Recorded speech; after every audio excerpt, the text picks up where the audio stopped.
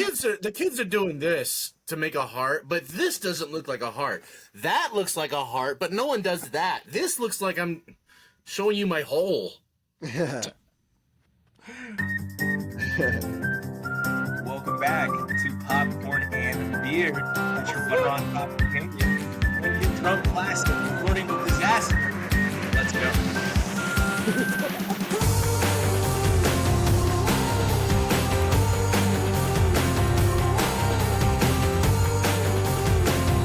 Welcome back to your dog's girlfriend's, auntie's, dog's, best friend's favorite podcast. Yes, dogs can watch podcasts too, Josh. This is Popcorn and Beers, where some use tomatoes and others use thumbs. We use the stuff that gets you drunk. My dog watches it. Yeah. I do that all the time with like different shows. Right now, my dog is really into Brooklyn Nine-Nine. That is his favorite show. Mine likes Chicago Fire. Chicago Fire. And you could show those forever because it's always the same episode. Forever. All right, so we had some fun this week, and I hate to say it, it sounds like fun is getting ruined on the internet again, and I need to see, like, where are you guys at with social media, like, giving away spoilers within, let's just say, 24 hours of a film or a TV show ending, where you have that big pop, you know what I'm saying, in the finale? Yeah, I have a good radar for, like, I'm scrolling, and I see something that's, like, What is a it? little ominous. What Like, do you go like this? Do you scroll, yeah, and then you scroll really fast? yeah. I just, I didn't see it. Yeah. I can, like, do a quick mind do you wipe. throw your phone? Yeah, well, I will reiterate once again that studies have shown spoilers make people enjoy the film more. This is just the way it is. However, some things shouldn't be spoiled because some people like to be surprised. And some people like, seeing it for themselves instead of taken out of context and shoved in there. Oh, you have to see this great action scene. Like, man, okay, I guess I'm not paying $20 for the ticket because I just saw the big action scene. I also have a good radar, so when there's a movie I'm really it's the into... best radar, guys. The radar twins over here. Yeah. So when there's a movie show, whatever, that I'm really into and I haven't seen yet, I do the same. I swipe quick. The general rule with, like, social media and stuff is, if something comes out and it's a cultural phenomenon, a Marvel movie or a Game of Thrones-esque type show, like, everybody is watching it. I think the general rule is, if you don't watch it, like, well, Game of Thrones is a little different. People are live tweeting Game of Thrones. Like, you just got to stay off social media if you are not watching Game of Thrones live on air day. You just got to stay away from social media altogether. But like a movie, if you have not seen it opening weekend, then you're liable to, then either stay off social media or go watch it opening weekend. Like, you're liable to see a spoiler. Like, that's just kind of the rule. You should be liable to get slapped if you give a spoiler. It's bad enough that like because of the studies I talked about, like, the trailer people know that. The trailers people. the people who like curate the trailers. They know that you're gonna get a better audience if you tell them what happened. Josh, can you elaborate? How do they speak to one another? I wish I had something funny to say. But it's just like okay, my best example is, what's that awful movie with Jamie Foxx and Cameron Diaz just came out? Again, Never Back Down, back in action. Back in action. Back at it or whatever. Back in action. So right before I saw that, I saw on Instagram they had one of those sliding ads where you slide the images, and it slide by slide told you the entire plot. Like, I knew everything that was going to happen from 7 or 8 slides. Like, it wasn't even a video. Like, they give you spoilers, so if the trailers aren't bad enough, they also have the audience telling you, like, this is the best acting I've ever seen, and then it shows you the climax of the freaking movie. Yeah. Sometimes spoilers are good for these, like, movies that you're not, like, a lot of people aren't going to watch. Like, if it's a bad good movie, you know what I mean? Like, there's bad good movies. Yeah. And you're like, that's how movies became cult classics, like Boondock Saints and things like that. Exactly. There's a lot of movies out there like people talked about and spoiled on the internet. Like I went down the rabbit hole, knew everything about it before watching it, but I would Sure. never have watched it, and now I'm interested. Yeah, No, that's true. no. So, grain of salt, whatever. Who cares? I don't know. I just see like with this, I know back in the day when Infinity War came out, somebody yelled out what happened at the end of Infinity War. Tony Stark dies. Spoiler alert. In the They go, theater? Yeah, and then somebody Oh. knocked the person Yeah. out. Oh yeah, yeah. Because they were waiting in line to be let into the theater, and he yelled it out to the audience that was waiting outside the theater. Oh yeah, Oh yeah, yeah, So yeah. So a guy knocked him out cold for revealing that Tony Yeah. Stark Let that be a dies. lesson to you folks. Just like it's okay to punch a Nazi, it's okay to punch a spoiler. Yeah. Yeah. For me, I always picture like the old friend you had back in the day that gets you to watch a movie, and this is my mic is your face, right? Do you see that? Are you watching? Watch right now. Watch. Something's about to happen. Hey, are you looking? It doesn't look like you're looking. Did you look at your phone? Did you look at your phone? No, you gotta watch this. You gotta watch. Yeah. You love that too. Like if we're watching the film and the guy's like, what are you doing? Anyway, It's happening. speaking of spoilers. So things were happening in Companion, Jordan. Lots of things were happening. I said this film's going to be tough to talk about without spoiling. So we're going to do our best to talk around the happenings. But I stand by what I said going into this week's show at the end of last week's show. I was very excited from the trailer, and I was so happy that the snippet only revealed so much, right? It didn't reveal a whole lot about what was going to happen. And it was great because what could be the spoiler happens within the first 35 minutes of the film. Like, what could have been spoiled within 35 minutes. And it's like, hey, we know you guys are going to fuck this up for everyone. So we're just going to put it out there right now. This is what we're working with. That's cool. And it was cool. And it was interesting. It was well acted throughout. Incel community is going to be so upset at this movie. Well, that's their baseline. They're gonna be so mad when they find out what smart, intelligent women actually think of them. Oh wait, they already know. That's why they're incels. But it is aggressively attacking today's societal views. It's attacking today's politics in a way that is so interesting and so funny, and in a way that is thought-provoking for those that aren't thinking, I hope. I'm gonna give it a popcorn and 2, a B grade.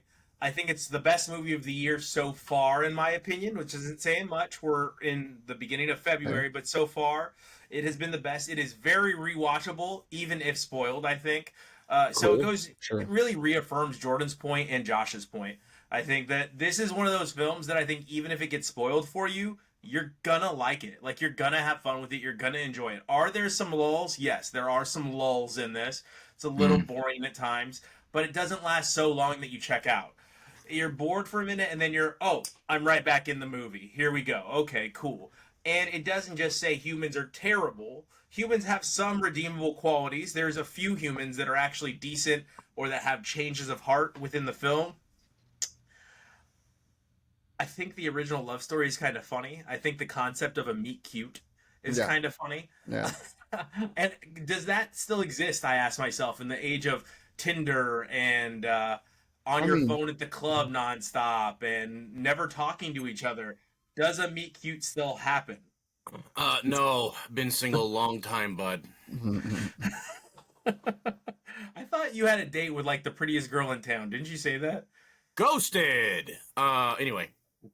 That happened to Chris Evans, and he ends up getting that Ana de Armas girl. So, you know, just follow her wherever she went. That never works out poorly for anyone. Anyway. I did what I asked, though. I didn't see the movie. Sorry, guys. But this is in the wake of Megan and the Megan Fox movie and, you know, the robot bad. Yeah. You know, this seems like from the trailer, robot is the protagonist. Is this a yes? Robot might be bad. Maybe a bad robot. Oh, there. Maybe not her bad robot. Maybe she a bad robot. Maybe I bad robot. That's how the trailer people talk. Yeah. Ooh, cut it right there. Ooh, bad robot. Hey, maybe bad robot. Ooh, maybe good bad robot. Oh. All right, Jordan. Explosion. Jordan, what did you pick? this has turning into like a, our subgenre of horror. This AI, it's always like a female AI, Of course. gone bad. Because incels need sex robots. Yeah. Oh, Yeah. spoiler alert. Delete that. No, it's in the trailer. It's pretty obvious, yeah. That she's a sex robot? There's Well, kinda. it's a robot woman bought by a man. I mean, if the robot looked like the dude from Men in Black, Vince D'Onofrio, like that would be a different story. Yeah. Sugar. You see somebody rip the wings off a fly.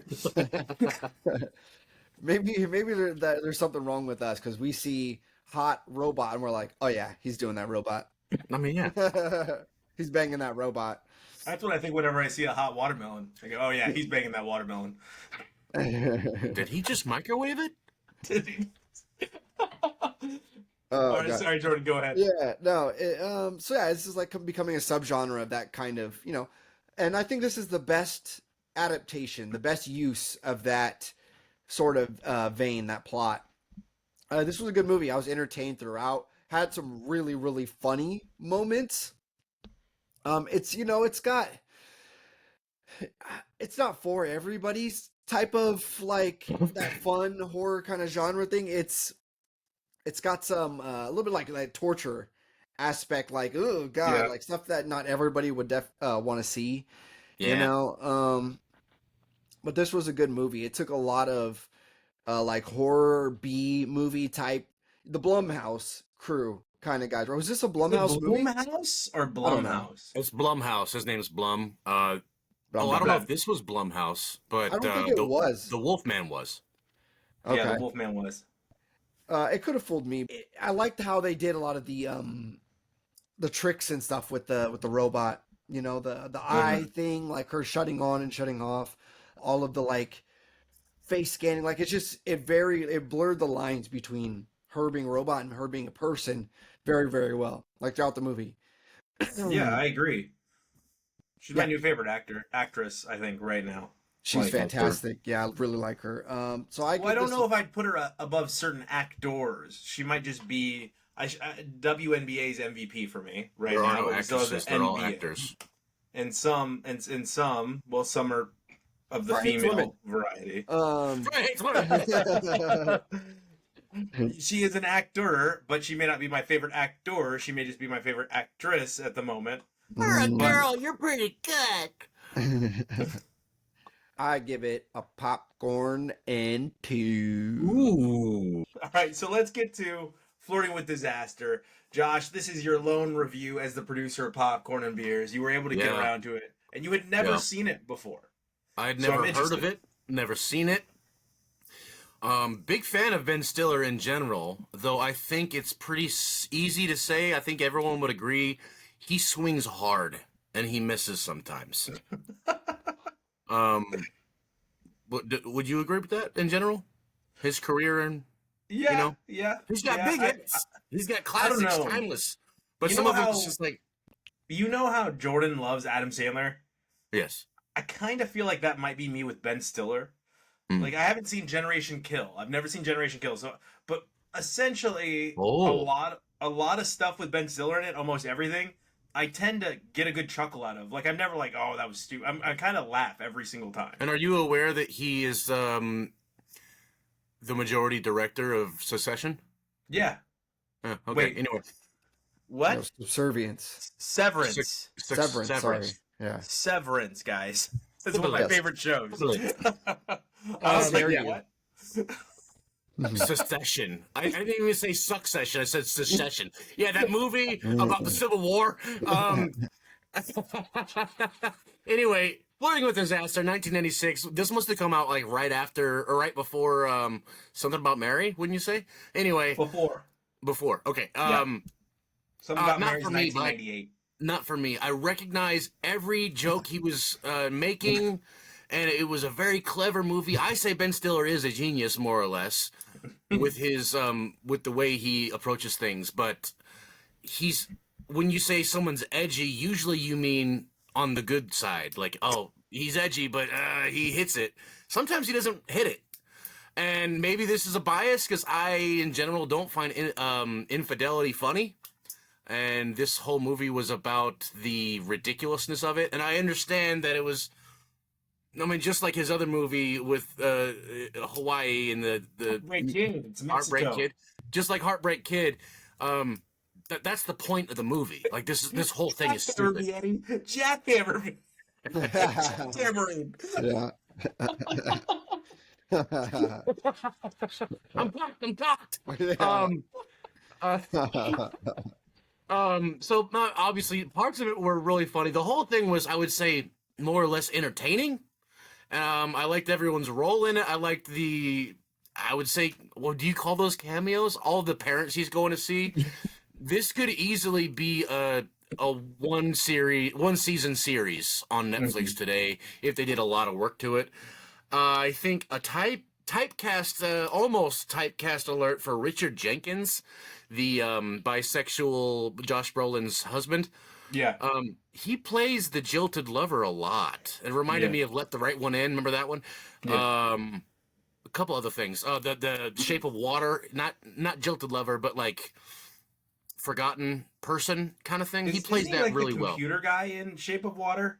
Isn't he like? Yeah, but he's the graphic designer and like, oh, your career's going the wrong way and no, we don't need you anymore. That kind of thing. He plays that a lot, and he plays it so well.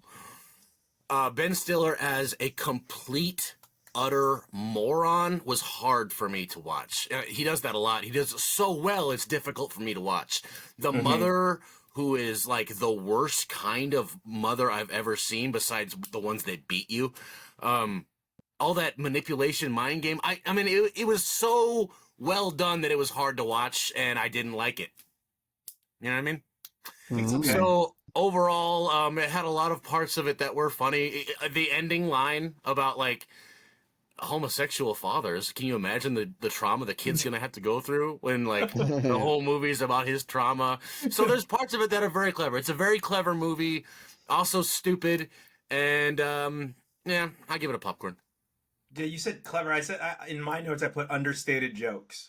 Like understated jokes. Understated. Oh, yeah. And you could tell like a thing about Ben Stiller and his edginess and all this stuff.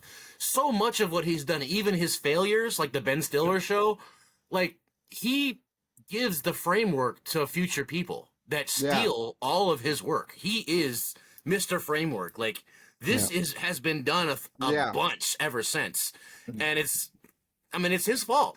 So what I would say misses this time, everyone else got right because of him. Okay, so what went wrong? What went wrong? Let's analyze. Did they all get it right after following? Yeah. Like film study and sports? Yeah. I like it. So a popcorn for you then? Popcorn. Where did you watch it? I watched it on my phone in my bed. It's been a rough week for Josh. Thank you, Josh. YouTube. YouTube did. No, I watched it on Prime. I was naked, covered in mayonnaise.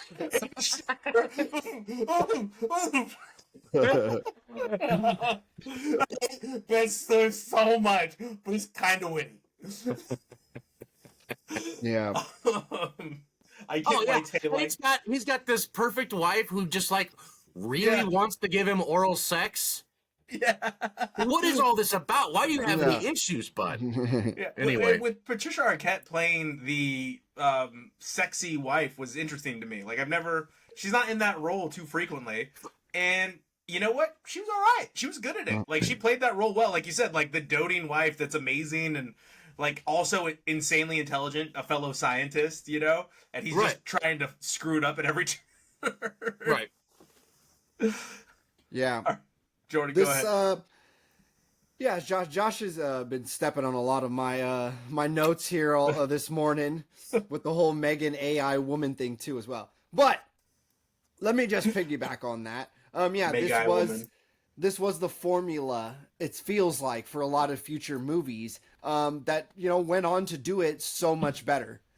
I feel like it left a lot of meat on the bone in certain areas. The therapist lady. she was. Who is she? Like, what else has she ever been? Is this like her big? I told you it's No. Tay Leone. She's been in Tay so Leone. much. She's in Family Man. She's in Bad Boys 1. Yeah. Oh, okay. She had a little moment in the late 90s because Jurassic she's Park smoking 3. hot. Great actor. Well, she's passable at the least. Well, she was bad. I thought she was really, really bad in this movie. Why? Her acting. I don't know. Just she doesn't sell. Her lines were like not great in general. Like she wasn't given much. Could blame the writing for sure. And her I can see bangs. that. Fun with Dick and Jane, Madam Secretary for 5 seasons. Fun with Dick and Jane. Yeah, she plays the mom. Spanglish, she plays Adam Madam Sandler's wife. Secretary. She's great in that. Yep. Death of a Unicorn, A League of Their Own, Tower Heist. So she's in quite a bit, man. She was in Uncut Gems. She played Adam Sandler. All right. Well, here's where I'm going to let my toxicity show here a little bit. All right. So who's been toxic? I'm tired of taking these strays. Gaslit nonstop. Yeah, my wife. Well, because we're watching the movie and I'm like going on a rant, and she's like, "You hate women." Literally. What was the rant? What was the rant that led to that statement? So how she makes him like the bad guy at the end of this, like he's like, "I'm sorry, I messed up," and I'm like, because she gets caught with her armpit getting licked, by the ex-boyfriend, which is weird. That was what I said. I thought you were going to be grossed out by, Jordan. Yeah. When I ended the show last week and I said there's going to be a scene that grosses you out, I thought it would be that scene that grossed you out. Well, she flips it on him that it's his fault, and I'm like, she has no idea that he's been like flirting and kind of hooking up with the therapist. Like none. How is this his fault? Like, yes, he did something bad, and maybe it's just his guilt, but she doesn't know that he's done anything wrong. She's the one that's been caught, I guess, cheating, if you can call it, getting your armpit licked. But I'm like, no, she's terrible. She is gaslighting him, even though she doesn't know what actually is going on. Yeah, well, it definitely made it so, like, at that point especially, but, like, the whole movie is like, who am I supposed to like here? Yeah. I don't like anybody. They're awful. Yeah. Everyone's awful in the whole show, which can be a good recipe. But... Separate cars. Yeah, that was funny. I'm like, why are they in the same car in the first place? The therapist, not the wife. What? Yeah, obviously, husband and wife drive together. Like, what world is this? Yeah, weird. A lot of things that don't make sense. I was kind of like, oh god, I don't know what to make of this movie. Like, it's very cheesy, but I got entertained in the least by. It was entertaining. Yeah. By the ending with the whole LSD. The acid family and the switcherooing going on and the weird son creeping around. Like, I was like, this is getting good. The whole son movie... that inspired Wedding Crashers' son? Yeah, exactly. I was like, the whole movie could have been just more of this. More of these kind of hijinks. It was getting good at the end there. Yeah. But not it's a popcorn. Out. Yeah, it's a popcorn. We've already selected the dog, but I want a different dog. Has Shih Tzu been taken? Doesn't have to be the greatest dog. It doesn't. That was funny. I want a Bernese Mountain Dog. No, I've changed my mind. That part I was laughing really hard at that. Probably like unnecessarily hard because I found that funny because I think I would be her. I'd just get Lily Tomlin in that situation. I would just be getting so annoyed with the person that's so high and just like, never mind. I want a boxer. Can I? Oh, and also, by the way, that's not what leg wrestling is. No, it's not at all. Not at all. Yeah, not at all. In the movie, we've also got like the subtle Nazi comments or the subtle Southern, the South will rise again style comments, and like the daughters of the daughters of something was in the drawer, and the tall blonde volleyball players walk in, and Ben Stiller's just standing between them, and they ask for their. Go ahead. Did you know one of them is Howard Stern's current wife, Beth Ostrowski? I had no idea. Yeah. Howard Stern's current wife. Yeah. Did you ever watch Private Parts where he's supposed to be like the best husband ever? Well, yeah, he got divorced when she got really old and divorced her, and now he's with her. So he's not the best husband ever, is what you're trying to say? You mean it was fiction? Yeah. All right, so Alan Alda is great in this as well as the chemist that's trying to justify making. Yeah, I wish he had more movies. I'm sure he's got a lot, but not as much as I want. But yeah, he's talking about making LSD, like his Josh Brolin versus Ben Stiller, and then Josh Brolin just being gay, like out of nowhere. The court, and he's like, he's not gay, he's bi, and it's funny the way he treats it. He's like, I think that's funny because the husband, the other actor, what'd you say? What was his name? Josh Richard Jenkins. He keeps hinting that Josh Brolin's gonna hook up with Ben Stiller's wife. Like, in every scene, he's like, oh, here he goes again. This is how it starts. Mm-hmm. What do you mean? Like, how's that happen? And then, yes, Jordan, Patricia Arquette's character had no idea what had happened between Ben Stiller and Tay Leone. Yeah. But still, him trying to hide the wood after they make out. Lock it back in, then he sits down on the chair. What does she call it too? She's like, "Why are you hiding whatchamacallit?" And I was like, "Oh, like who pitching calls a it tent." It was like equivalent to pitching a tent. Yeah. Something like that. Yeah. Pitching a something. I was like, "Oh, who calls it that?" But Josh, also, you hit the nail on the head with, like, she's clearly wants you. She wants to be with you, and you're gonna go cheat on her. And he's having his own crisis, and he blames it on not having a family. So the racist truck drivers, that was also, there's a lot of racism humor actually in a lot of Ben Stiller's work, if you've caught on. Oh yeah. I mean, it's all just not quite there though. Like you said, Jordan, like it's a lot of meat, and there's not enough time to eat all them ribs. It is funny to watch the end because it just falls off a cliff. It's just like, well, movie's over. Yeah. And you guys are right. It felt like there was so much more to discover, to go into, to understand. And it's like, nope, movie's over. That's the end of the movie. And I don't know that I like that. Go ahead, John. Oh, sorry. Just the concept of going from house to house with different parent. That's a cool idea, and that's how it could have been a show if they make it today. But it would have been a better movie if they just, like, found the parents in the first place and then had a show. Like, that's where the movie is. Like, now we're at Alden Alda's house. But then that wouldn't work, so it's a whole different movie. Alda? Balding Galga. But I was surprised. So it's a popcorn one for me. I thought there was a lot of funny parts still in the movie. Like, there was a lot of moments where, like, she's trying to hook up with him. Meanwhile, Tay Leone's, like, just sitting out there, and she's talking all dirty while she's sitting in the other lady's That was funny. In the living room. She's like, you mean she's here right now? The whole time. I was surprised that the two of you didn't seize on the armpit licking, because that part always makes me laugh. Because he's like, what was going on? And Jordan, your point is valid, because she did have every intention on getting in the shower with him. Like, she did. Exactly. I think, but there's valid points from both of them, like Josh said, being kind of deplorable humans at certain points. But she wins in the grand scheme of being better to him than he was to her. Of course. And so much of it was just so detached from reality, but pretending it wasn't, and it just didn't know what kind of movie it wanted to be, which is happens when you're a young director, writer, whatever. So I saw it on Crackle. It was free on Crackle. Jordan, where'd you watch it? YouTube. Was it free on YouTube? No. I sent you guys a message that said it was free on Crackle. I don't know. Sounded like too much work. I was like, what's a Crackle? I'm not the kind of guy that downloads Crackle. Yeah. Just for a free movie? I am definitely that guy. No, I'm just kidding. I just don't have it. I have Tubi and all the other ones. Yeah, anytime Watch Now says, it's free here, I'm like, let me just click that icon. Yeah. Let's go to, it doesn't have URL. I got to download the app. All right, let's download the app, and I'm watching it. And here's a commercial in Spanish. Grande por vusa. Anyway, so... Oh, Jordan, what were you watching this week? I watched the new Will Ferrell and Reese Witherspoon family comedy called You're Cordially Invited. Yeah. I think it's on Amazon, pretty sure. Amazon Prime movie. There was some actress crossover.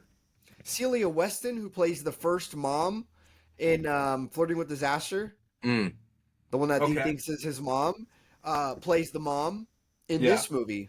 Okay. Yeah. She's also the mom in Observe and Report with Seth Rogen. Yeah, she is. That's right. She's good. I thought it honestly when I'm watching this movie, I thought it was Kate McKinnon in prosthesis. Oh, really? But I was like, I quickly realized it when I'm like, oh wait, she's not really funny though. Like she's playing this very straight. This is odd for Kate McKinnon. And then I had to like Google it. And I was like, okay, that is a different. That is an actress, and that's just her face. Hmm. This movie has humor. Okay, it has humor, but not the kind that makes you audibly laugh. Every once in a while, I don't know what it is. Will Ferrell just phones it in. Like he's doing his best. He is trying his best to carry it out, carry this movie. But at some point, you can tell that he kind of just like, gives up throughout. The writing, it got lazy. Like the character or the actor Will Ferrell's just like, I'm gonna hone it in. Well, I think this is of his writing production, and it just seems like, yeah, he gave up halfway through writing this movie, and then you could see that his acting kind of like, yeah, his character throughout the movie, it all just kind of falls apart. It fizzles very hard, very rapidly. There were a couple moments that were like, and it's so random, has nothing to do with the plot, like some kind of background thing that was hilarious to me. Like there's a lot of stuff, like very small background things that if you catch them, that's the stuff that makes you laugh, not the stuff that they're really trying to hit you in the face with. That's cool. But this movie sucked. Yeah, it was terrible. Let me give you an example of something that's just hilarious. That was hilarious to me. That was not supposed to be hilarious. And it's the fact that, Reese Witherspoon's family, the whole plot is that Reese Witherspoon's family books a wedding at this destination that can only fit one family per weekend.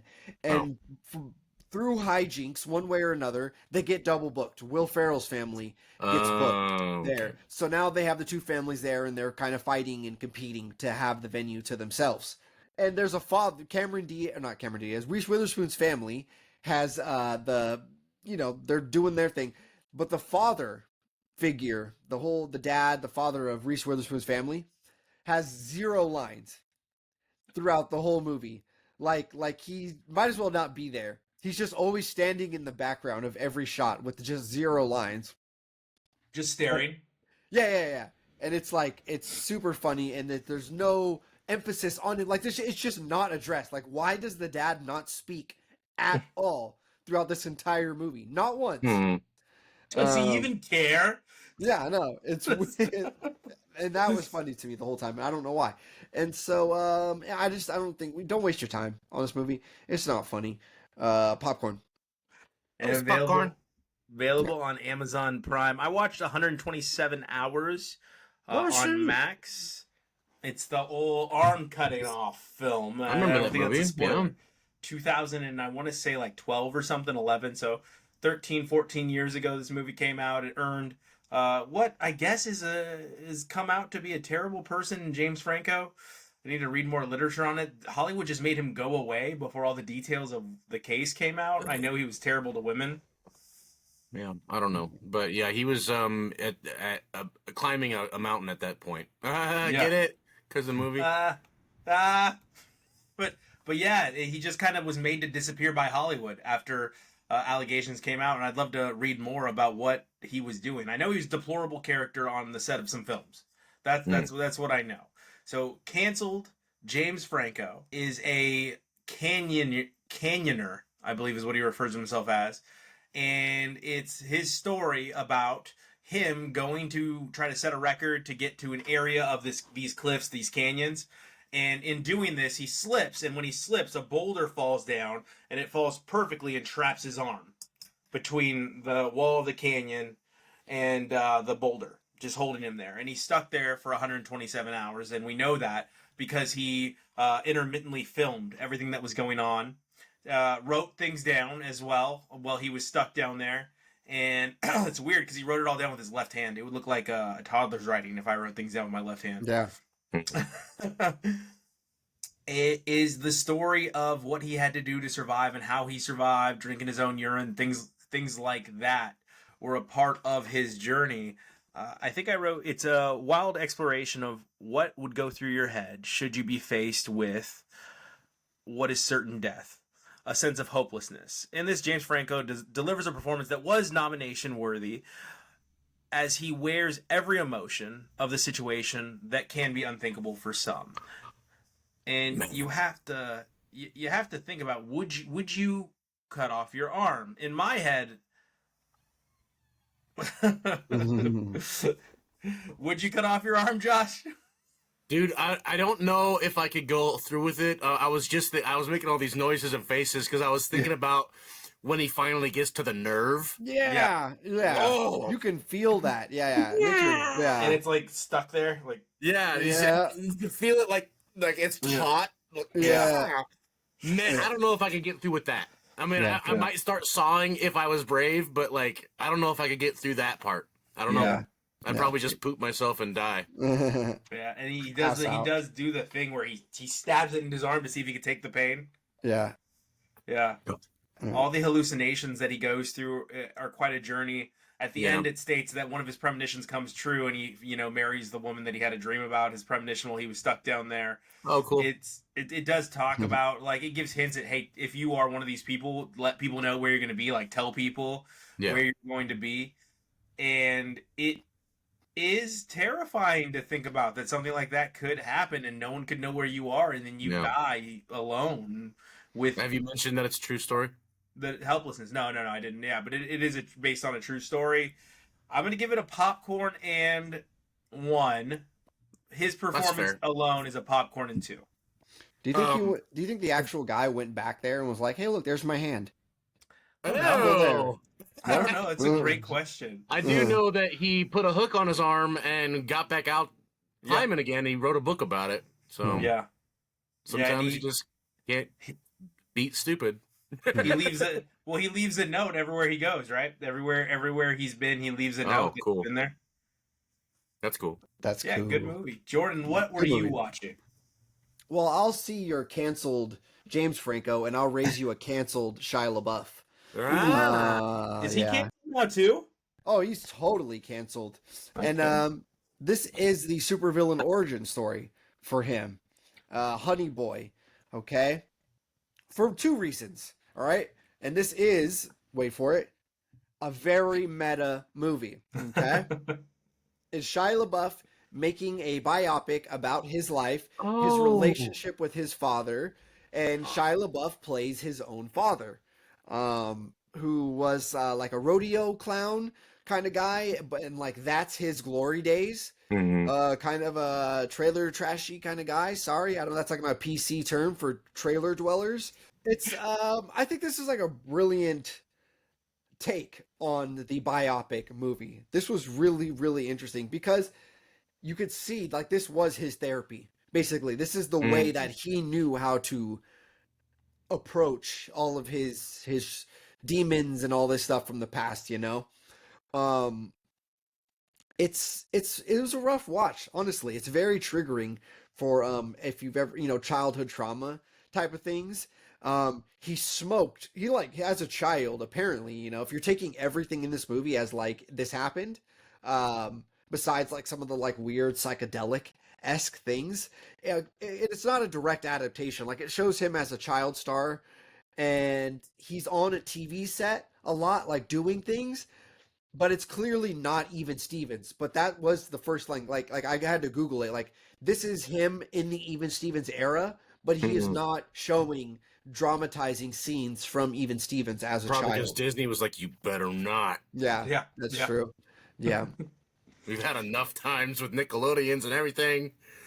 Yeah, and so it focuses on the relationship between him and his father. And him and his father, he's a very...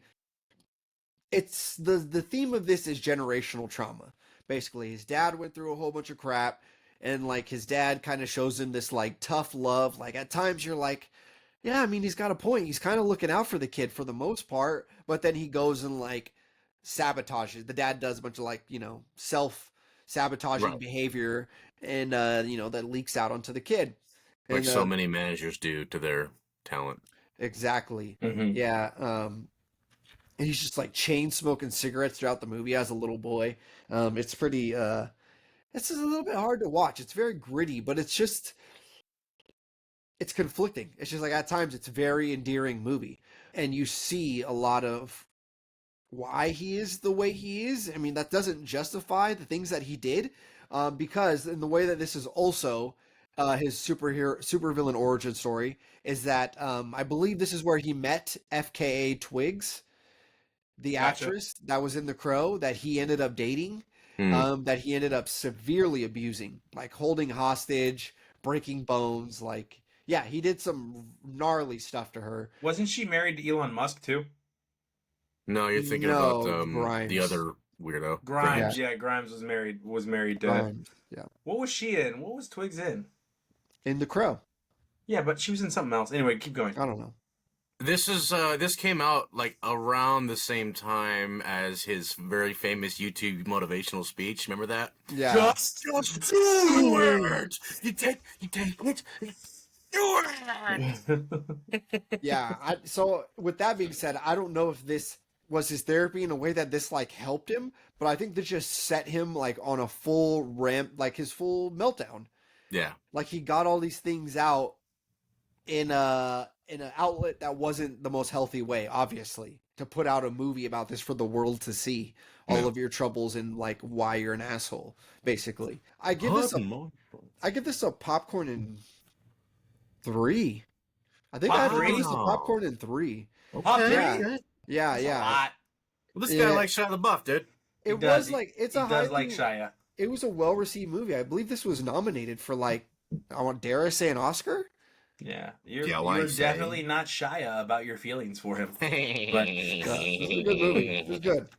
All right, well, I watched a not good movie. I watched Big George Foreman, about George Foreman the boxer, and it goes all the way to his comeback where he wins the heavyweight belt. I think 45 years old, somewhere around there. Oldest man to ever win the heavyweight championship. And it's a great story if told better. It is poorly acted, and there are some decent performances, but it's overshadowed by the terrible filming, terrible choreography on the boxing matches. The guy can't box. You cannot cast somebody that doesn't put in work to box, no matter if they look like the person or not. And every punch is like, yeah. It's the worst thing to watch. It's very hard to watch. Unfortunately, it's such a bad rendition, I can't recommend this film. There's nothing that could have saved this film. There's no good soundtrack. There's some great voice work from Adnan Virk, who used to do a popular movie review podcast called Cinephile. But outside of hearing his voice calling the fight, there was very few moments where I was like, oh, this is great, this is cool. It was just bad, then bad some more, and then I think it would have helped if they focused more on his grill. They have a little bit of his grill in there. They do talk about his sitcom career. They don't. They talk about the grill. They talk about his commercials and everything he had to do to try to make up for what his bestie stole from him. Yeah. And that is it. I watched this a long time ago. Do they talk about how the fact how like he named all of his kids George and Georgette? Nope. Never touched on that either. All that, yeah. Never touched on that. It does talk about. It goes a little too deep for my love, for my taste, into how he becomes a pastor, and it was a lot of nonsense to me.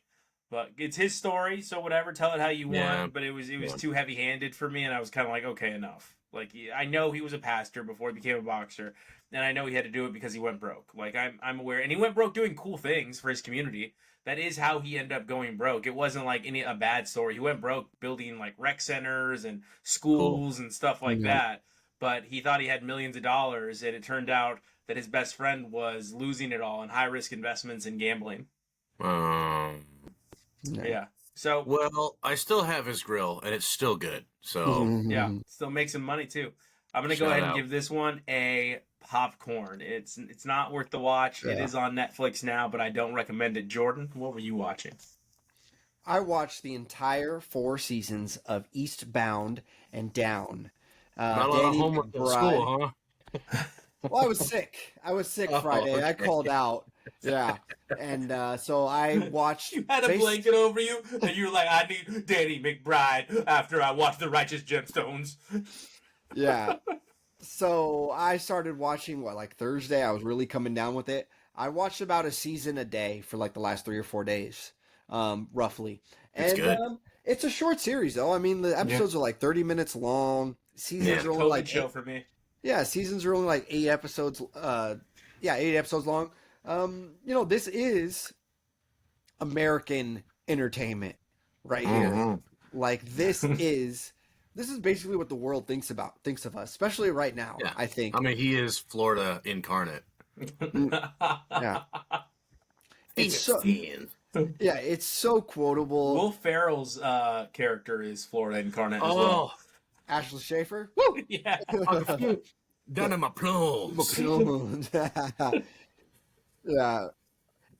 It's so quotable. The entire Adam McKay, Will Ferrell sphere, they get all in on it. The cameos of all those guys from all those movies get in there. I dare to say, like, there isn't one season where it's like a hard lull. There may be an episode or two within the season, each season, that's like this one's kind of dragging, even for 30-minute episode. But overall, it's good, and it starts very strong. I think a lot of people hate on the Mexico season for some The reason. season's funny, man. His best friend steals the cake in that season, or his abused best friend, I guess. Best friend by circumstance. Yeah. And I love the Mexico season. Honestly, the third season I think is the one that's like kind of where he has the baby, and he's trying to be in Tampa and stuff. It ends strong. I feel like it ends perfectly. I liked it. This is classic. This is a popcorn in 3 series. This is a must-watch series. I would agree. This is the stuff of legends. What is actually, because it's what really got him off the ground in his writing. This and The Flip This Way were what made Danny McBride. Like, he was a bartender at the Holiday Inn in Burbank. Yeah. You could argue it's a bit formulaic each season. Kind of, it's just a different setting every time, a different team, different, starts, middles, and ends about the same way each season. So, but that's fine. It's funny throughout. Right.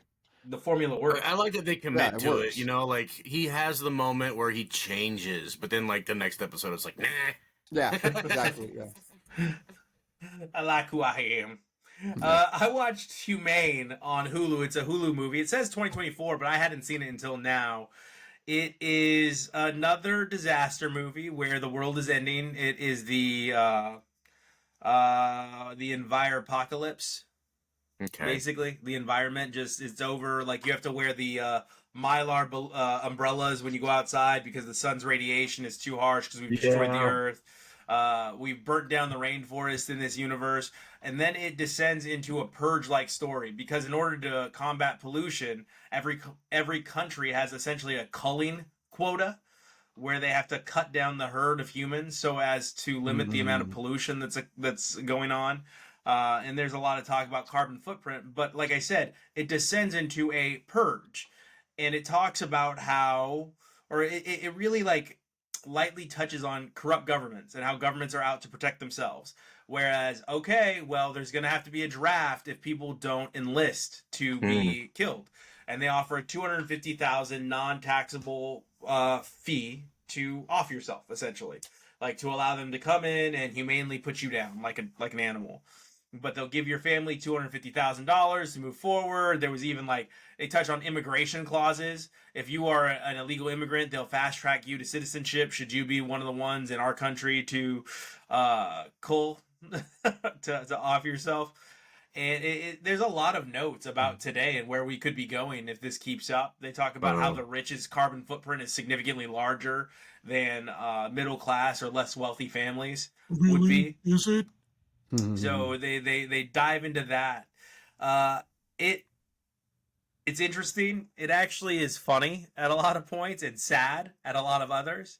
It goes into how the government could not afford to do this themselves. So what do? Well, we know this working is they contract it out. Well, we can't afford to do this, so let's pay somebody else to do this. Maybe they can do it cheaper than we've found to be able to do it. So they contract out all these people to run these kill groups, essentially. The groups that would go and humanely kill people. And the kill groups don't kill unless you enlist into the killing program. Does that make sense? Okay. So you have to volunteer, then they come out, but then you start to see, oh, but some of these contractors are paid by the body, so of course that would lead to being corrupt.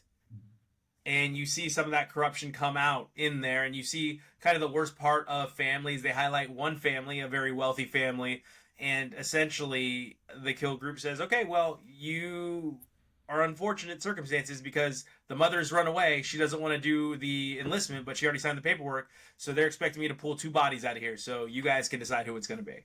And then the story takes off from there, and it's 3 siblings and an adopted brother, and there's a lot of themes going on. You're gonna have to watch it to see all the themes that are occurring. It is a popcorn in one movie. It's got Jay Baruchel, one of the Seth Rogen, Jonah Hill crew members, right? He was in He's Just Not That Into You, another film I did. The Sorcerer's Apprentice. He had himself a little moment too, for a little while there. But we're gonna give this one a popcorn in one. It is available on Hulu. If you would like to see another post-apocalyptic story, this is one for you. Pop one. Pop one. It wasn't bad. It was interesting. Okay. So me? Sure. The last thing I tried to watch, I made an attempt. All right. This was something that, as Fry has mentioned in the past, this is one of those movies that the mysterious they want you to like. You're supposed to like this movie, but I didn't. I put my foot down and I said no, and I turned it off about 20 minutes into the movie. First of all... 20 minutes? Yeah. Yeah. Does that count? I'll explain. Okay. First of all, the movie's about, like, a cute little cat, and it's cute at first. But the animation is cat shit. Honestly, it's doo-doo. It's terrible. The animation of this film is absolutely, like, it looks like early PS2 graphics. Really? Kind of. Yeah, it is awful. And it looks like cool. Like the cover art of this, you're like, oh yeah, that looks like some cool, interesting new animation. No, it's terrible. It's them like trying to be, I think, like retro and make it like, oh, we're cool. Yeah. Stylized. Yeah, we're being edgy retro kind of thing. But it just... Exactly. Yeah. But it just doesn't work. It looks terrible. So that's the first thing that really catches you off guard. Then, about 10 minutes into the movie, you're like, no animals have talked yet. Yeah, there's no dialogue. Exactly. Okay. No animals have talked yet. And so I gave it another like 10, 15-ish minutes waiting for, like, I don't know, the magic fairy or something to come and grant the animals talking powers. Because I was like, I don't know what's happening in this movie, like, without these animals talking. It's a lot of just animals doing animal things for like a solid... The first 25 animal things. Yeah, I was watching this with my wife. We tried to watch it last night, and she's like, "This reminds me of Nintendogs on Nintendo DS." Like, where there's just like, there's no point to it. You're just like, no, you're just taking care of a dog as a video game. Like, yeah, so I turned it off about 30 minutes in. Like, nope, okay. These animals need to talk, and they at least, the animation needs to look cool and cute, and it didn't. Well, I was interested in the movie because of the no dialogue. I think that's a really brave choice. But if the storyboard's not there, then what are we doing here? Yeah, I was like, that thought occurred to me, like, this is a Josh movie. Yeah, that's what he needs to watch on a drunk classic. You guys are gonna love it. You're gonna be mad because there's no dialogue, but it's just so beautiful. Yeah. Fuck you. Well, I still want to try to watch it, so maybe I'll tell you you're wrong, but I'll definitely have my great assault. It's fleshed out through interpretive dance at the end. So yeah, I'm gonna give it. It just totally was not for me. So I'm gonna give it an unfair, like, burnt popcorn, no popcorn rating. Like, I couldn't watch it. Where'd you see it? Where was it available? I rented it. Oh, from Blockbuster. Yeah, I wasted my money. Yeah. Oh no. Well, it's up for an Oscar. You can't just stream it yet. I'm trying to find all my Oscars still. Like you guys heard, I'm looking at the Brutalist. I'm trying to find. There was another one playing that it looks like I'm gonna miss. The Maria. I think it's available on Netflix. but I don't think Angelina was nominated for an Oscar for that one. I think it was just a Golden Globe. So, yeah, there's a few. There's a few out there. Josh, you've got a surprise for us. You've got a drunk classic for us. I do have a drunk classic, and I've had a few on my list that I've narrowed down as we're talking. This is going to be a bit of a revisit. We've seen movies like this before. One of your drunk classics in particular, Fry. And it is on theme with the Oscars coming up. It's not an Oscar movie, though. Okay. It's about Oscars. And it's called For Your Consideration. The same people that made Best in Show and Spinal Tap. Okay. I think I've seen this. Cool. Cool. It's I don't know if it's a good movie. I think it's like a 50% on Rotten Tomatoes, but I liked it. And it's one of those where it's like mostly improv that they edited together, and it's got a great cast. Catherine O'Hara's in it. It's the same crew as Best in Show, more or less. So let's check it out. For Your Consideration. For Your Consideration. And Jordan, ever since you made us watch that Best in Show movie, the oddest part of that movie has been stuck in my head. Like, I consistently do this in my head, but I can't make the noise that the guy makes where he's in the truck and he's driving and he's like, go into the honky tonk, honky tonk. Yeah, that. It's great. He makes that funny little noise. Well, I'm not going fishing. I'm going to a dog show. Yeah, that's make sure. Well, you might have some off time while you're up there. No, there's a lot going on. Not gonna have time. All right, we'll catch us a big fish anyway. I love that movie, man. What did you do to her? What did you do to her? We'll see how it measures up. What's our butter? So our butter on top, Jordan. What are we watching? Yeah, we're watching a action comedy that also has another theme of Valentine's Day, because it's Valentine's Day coming up. We are watching Love Hurts, starring Oscar winner Ki Wee Kwan, and a gang of other celebrity cameos and stuff. Super Bowl winner Marshawn Lynch. Marshawn Lynch, yeah. All right. The kids are doing this to make a heart, but this doesn't look like a heart. That looks like a heart, but no one does that. This looks like I'm showing you my hole. Well, I hope you're showing them your whole heart, because we hope to see them in the theaters next week where they can bring the popcorn and we got the beer. We'll see you all next week.